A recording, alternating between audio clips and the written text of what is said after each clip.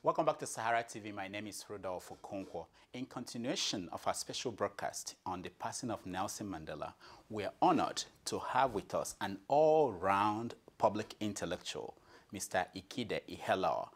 He is a blogger, a social critic, and a former columnist for Nest newspaper and Daily Times of Nigeria. He has just returned from Nigeria, where he attended the Arts and Book Festival in Abeokuta. Mr. Ikhide, welcome to Sahara TV. Welcome. How are you? Good, very good. Let me start by asking you about Mandela and the reaction of the world to his passing. What is your own personal feeling about the passing of Nelson Mandela? Well, let me just state the obvious. Nelson Mandela was a larger-than-life figure, just an awesome giant of a human being that was gifted to us by the powers that be.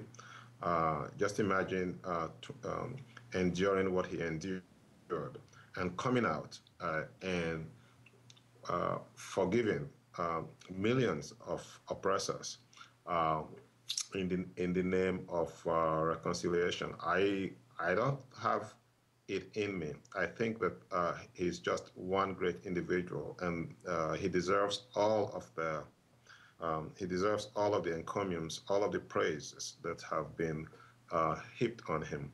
He has done great for himself, for Black Africa, and for the world. I do think, though, that we have to, at the same time, honor the great warrior, the former wife, Winnie Mandela, because growing up as a child, many of us, myself especially, many of us knew of Mandela because of the brave efforts of this one woman who stayed by the side of the husband all through those years. She's not a perfect human being, just like Mr. Mandela was not a perfect human being. But I do think that it is appropriate for us to give her kudos for keeping Mr. Mandela alive in our consciousness. I don't think that we would be here today without the work of Winnie Mandela. And I think I tried to talk about that on social media. I want to expand it to talk about African leaders. Why is it that we have someone like Mandela in Africa, yet we have leaders across Africa who are not in any way trying to emulate the examples that he set? Well, it's a great question. The question, I guess the better question is why are things the way they are?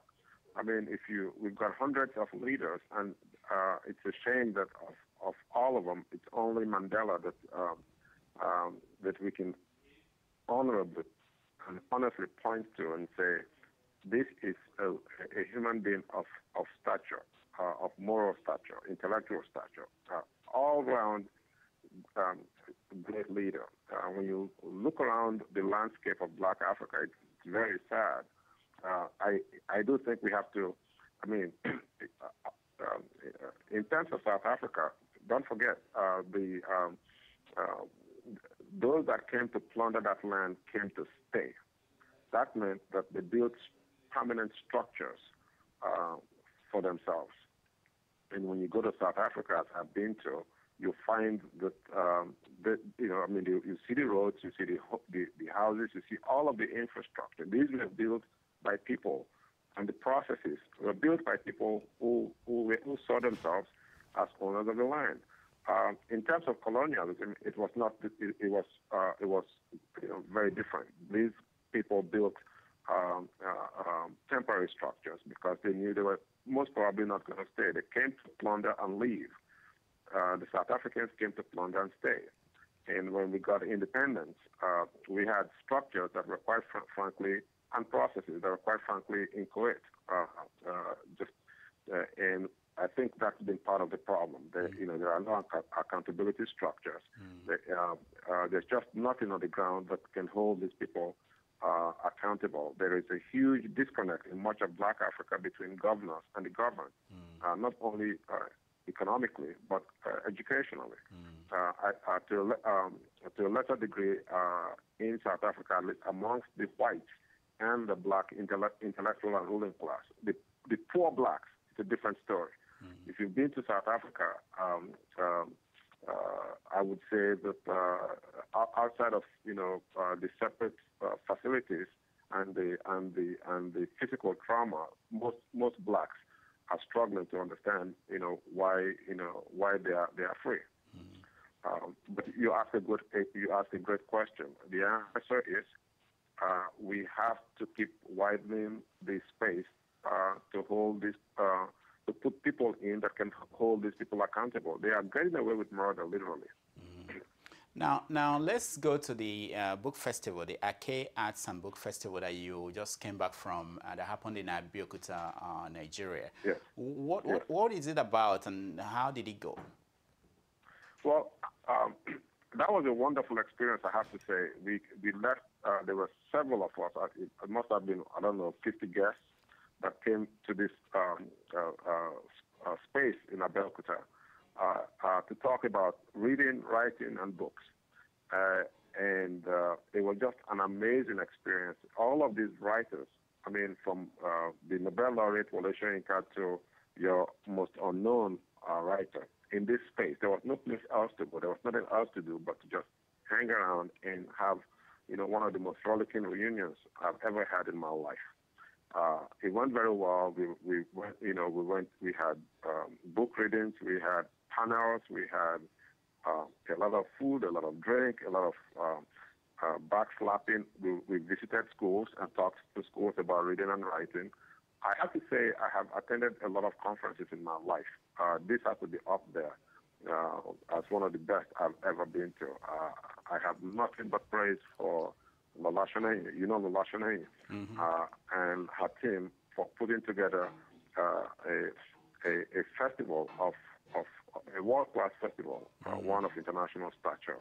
They did a great job, I thought. Yeah. I know that you follow literature in Africa. You are really well respected in that field.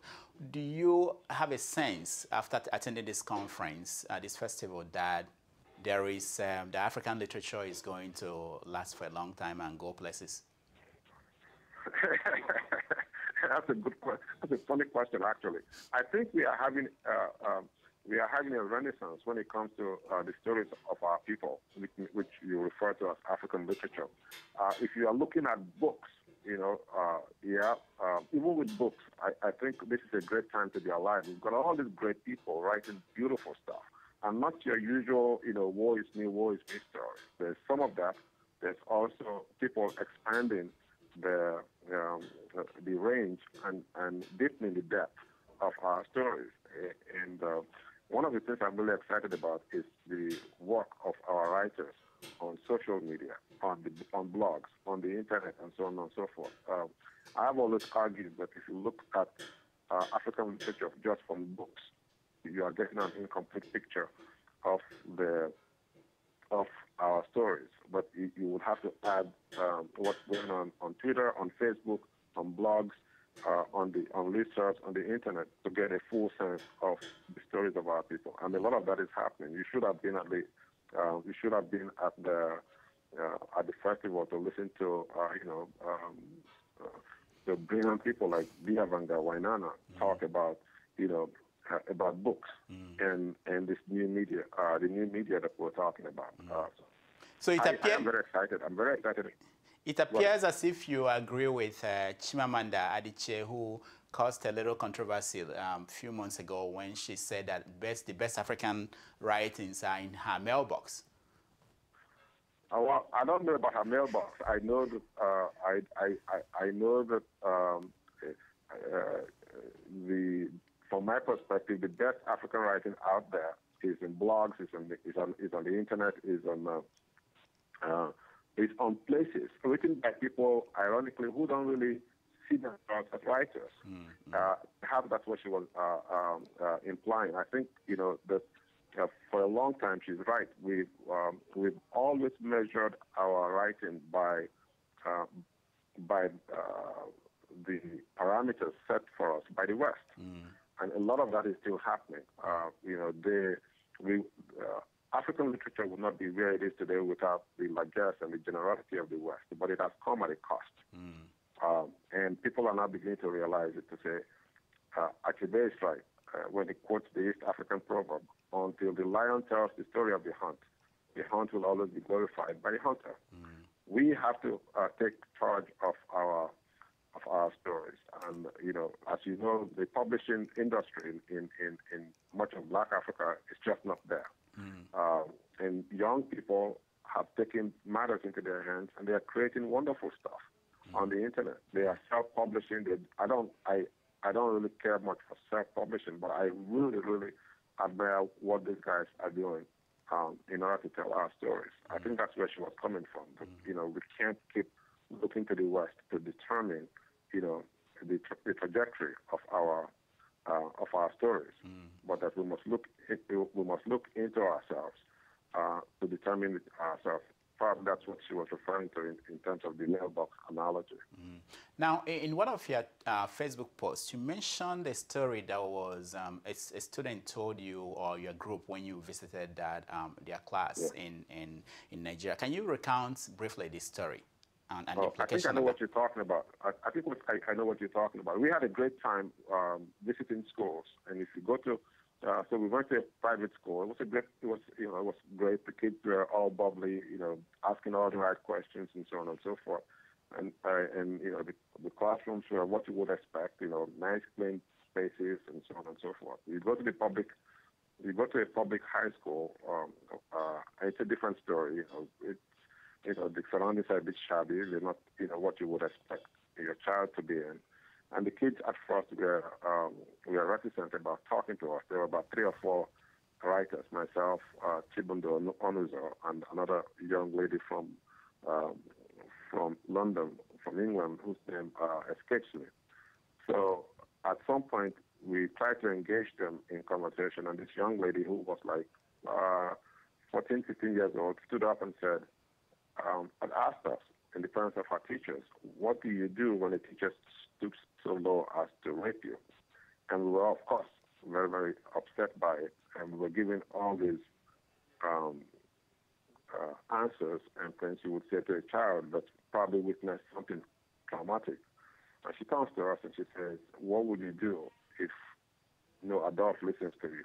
And that will stay with me, I suspect, for the rest of my life. I thought that was very difficult. You have to understand, we are all parents. I have a 14-year-old, I have a 15-year-old, and so on and so forth. And I've always been fascinated by the notion that a lot of these children, are born into wars that they did not ask for. And I keep thinking of that brave young lady and wondering, where she is, what happened to her, if she's okay. I've lived in the West for over 3 decades. And such a question would, as you know, if it was out in the press, would be something. The whole nation would be in an uproar. Now, it is what it is. Now, when you were leaving, you passed through the airport in Lagos. What did you see there? What was the experience like? Well, I was very unhappy, as you know. I was teaching my disgust at what I saw. Murtala Mohammed International Airport, for the avoidance of any doubt, is a disgrace to our nation. It says to the world, Nigeria is not a serious nation. Nigeria is a nation of people who do not care about themselves, who do not care about their surroundings. It was raining, and the waiting area before we went to board the plane was just drenched. The roof was leaking. The roof was leaking in several places, and it was the most surreal situation.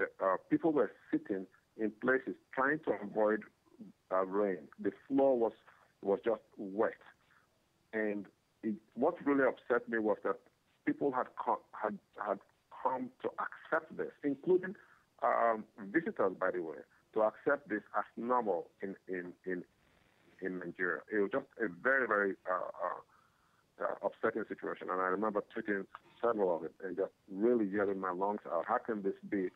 How can a nation so rich do this to itself? How difficult is it?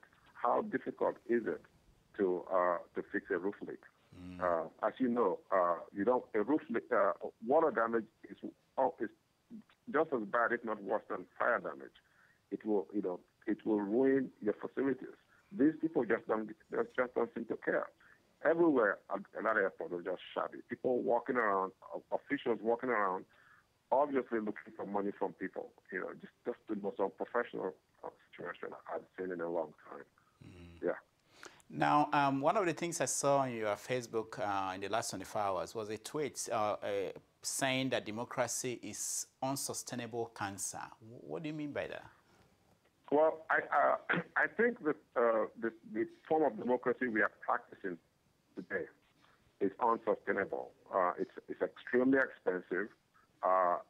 It is top-heavy, and quite frankly, to the extent that there is no accountability, our legislators are looting our legislators, our civil servants, and so on and so forth, are looting the place all the way to the bank.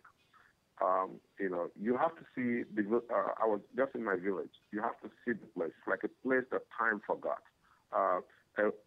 Erosion has torn down has reduced the village into two neat halves. It's really weird. There was a road. Erosion has torn it down. This happened about maybe 8 years ago. The politicians get allocations regularly to do things in this village. Nothing. Of course, about tertiary education and so on and so forth. Nothing is happening. All you see is a bunch of people saying all the right things. I guess in the West we would call it bullshit, and doing nothing about it. You look in the eyes of the regular person on the streets, and you worry a lot about the future of Nigeria. I think that a military coup will be a huge mistake. I think a military coup will set us back many decades. But I don't know. My point is, I really don't know what our option is under the circumstances. I guess I would reluctantly say we don't really have a choice. We are stuck with these people. But shame on our rulers. Shame on our rulers for doing this to a beautiful nation of beautiful people. Now, a few minutes ago, about an hour ago, I spoke to Doyin Okupe, who is assistant to the president on public affairs, and I asked him about the bill in the Senate talking about giving prison time for bloggers, people like you, who make comments about the country that the government considers inciting people against it. So do you think that this social media, do you think that is making impact, and do you think that the government is going to react in a way that... I think that I have nothing but but good things to say about the work of people like yourself, like all the guys on Sahara Reporters, all the guys doing on social media. They are the only ones attempting to hold this government of thugs accountable. They are the only ones. Let me repeat myself. They are the only ones attempting to make this government of thugs accountable. And as you know, Okupe and Abati and all of these people, they are on social media. To be fair to them, they are listening very carefully. They tend to be abusive in their responses, but they are listening to what people are saying. These people, these people clearly can't. I don't see them able to corral the efforts of the guys on social media. These laws are just for sure. What are they going to do? They can't. I mean, we are all over the place. What can they do to us? Nothing, really. I don't spend my night. I don't stay up all night worrying about what comedians in Aso Rock will do to a blogger. What are they going to do? But the important point is this: they don't get it. They don't get it. These people. They don't get the fact that they work for the people. That the money they are looting, the money they are mismanaging, belongs to the people. You saw what my governor of Ogun State did with that young lady who happened to be a widow. right? Yes, yes. Thanks to the activity on social media, what happened? He made an about turn. He will never forget. He will never forget what happened to him when he tried to behave like he was Samuel Obamudia of the 70s. These people are living in the 20th century, and it's our job to remind them that this is the 21st century and things must change. Now, Ikhide, I have to stop you there. Thank you so much for coming to Sahara TV. Thank you. Okay. Talk to you later. Okay, bye. Bye-bye. Yeah, that was Ikhide, social critic and public intellectual, talking about the situation in Nigeria. He just returned from Nigeria, where he attended the Ake Arts and Book Festival. When we come back, we are going to go to South Africa and speak to a South African reporter on the ground about the death of Nelson Mandela. So stay tuned.